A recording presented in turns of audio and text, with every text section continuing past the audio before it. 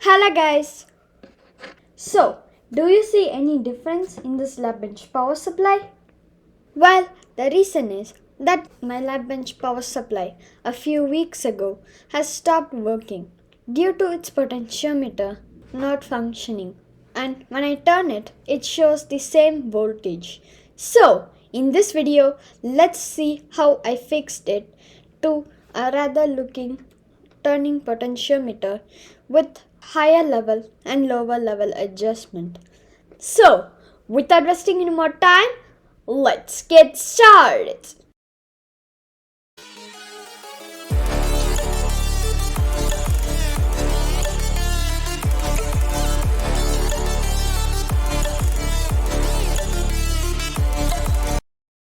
Firstly, I opened my lab bench power supply.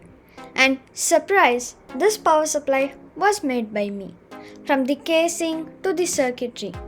So next, I removed the old trimpot potentiometer. But once I took it out, one of the solder connection has just popped out. Next, I used my soldering iron to get the other two wires out.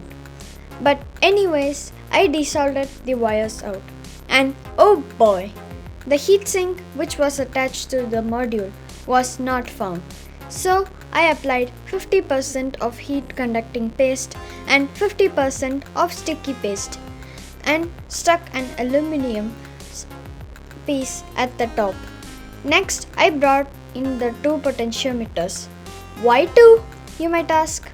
Well, that's because if I use a 10K potentiometer alone, it would be very difficult to adjust due to the very high value of the potentiometer.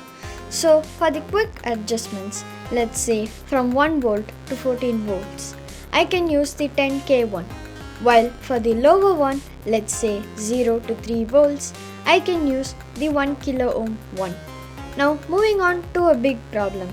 The potentiometer contact pins on the module has only 3 pins, while on the potentiometers we have 6.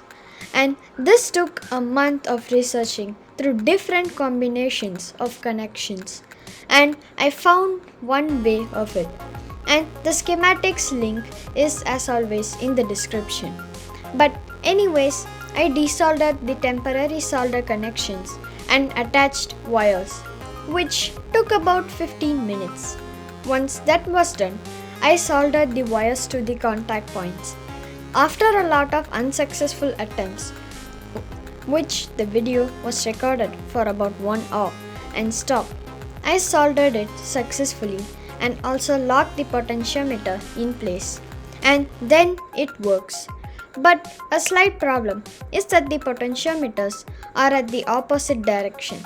But I got used to it. And just like that, my lab bench power supply is fixed. And maybe you would have. If so, don't forget to subscribe, comment, and most importantly, smash the subscribe button. Stay creative, and I will see you next time.